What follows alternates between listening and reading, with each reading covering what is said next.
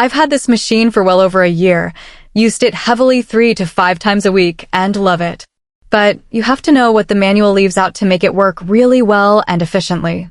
And you do actually have to read the manual. It took me 6 months to make this the best machine I have ever used with lots of trial and error.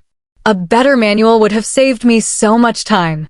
I have had nearly every problem listed in the reviews, but so far have discovered it was either user, my error, or there is an easy way to fix the problem. So, here is my manual in no great order. Asterisk first, it has to be put together just right. If things aren't clicked in, anything is loose, whatever, go back and reassemble everything to make sure everything is in place. Seems silly, but it makes a huge difference. It leaked everywhere my first use, and the lid to the formula dispenser wasn't on exactly right. Next, this isn't a machine like a regular vacuum where you make one swipe up and back and move to the adjoining swipe. The way it has worked best for me is to 1. First, divide the floor into sections and clean each section one at a time. I often use tile lines to keep track of where I am. For instance, in an average-sized square kitchen, divide it into 4 smaller squares. Do each section separately. I use the steam setting almost exclusively. 2. For the first up and back swipes, squeeze the water/formula dispenser button most or the entire time, covering the first small section. Holding the dispenser button the whole time will leave areas that are too wet and streaky. That's okay. The extra liquid that sits while you do the rest of that section helps soak loose any tough spots or stains.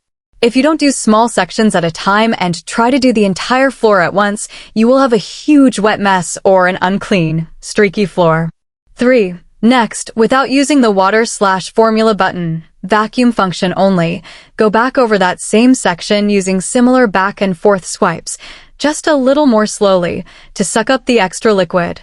It uses the steam to really clean the area well that way also. Depending on how dirty the floor was, you may need to use a little more liquid here and there and dry vacuum that up again. After you have gone over the area with the vacuum function only, and if you're a perfectionist like I am, you may want to go diagonally over the same area to remove any tiny lines that are left and get rid of any streaks you see.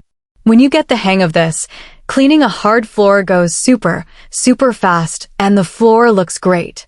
Plus, it is mostly dry right away if you have gone over it enough with the steam/vacuum function only. More tips. Asterisk, it does edges and corners very well, but if it's missing dirt or debris somewhere along a wall or floorboard, try to go horizontally along the edge rather than approaching it vertically or head-on, or vice versa.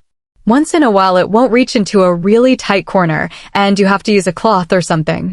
Not very often though. Asterisk, if the floor has a ton of animal hair, big leaves, lots of debris, sweep that up first with a broom or vacuum. This machine is great, but not a shop vac. Asterisk, the first couple times you use it you will be shocked at the amount of dirt, lint, hair, debris, etc. that it sucks up. If you have cleaned a really dirty area and the machine starts leaving debris, you probably need to rinse out the dirty liquid container and other parts. Clean the machine out very well after each use. It sucks up so much you didn't see that it takes a bit to rinse off all the parts. You should also let it dry in between uses. When filling the clean water/formula bottle, I use a little less formula than the line indicates and add a little more water. If you are getting too many suds on the floor, use a more dilute formula. The steam function with warm water in the bottle alone is actually sufficient without any formula for lots of uses. You can clean the replaceable filters by opening the mesh trapdoor and rinsing really well on both sides. Eventually, you will need to replace it, but I definitely don't do it as often as recommended because you can run clean water through it from both directions and make it last a lot longer. Once I started using this and got the hang of it, all I could imagine was how a regular mop just moved around the dirt. There is a learning curve, so I'd give it till the very end of the return window to send it back unless you tried it multiple times or something is clearly broken. Asterisk, finally, I wouldn't bother with the cordless models. Tried those, and they ran out of battery way too fast using the above described method.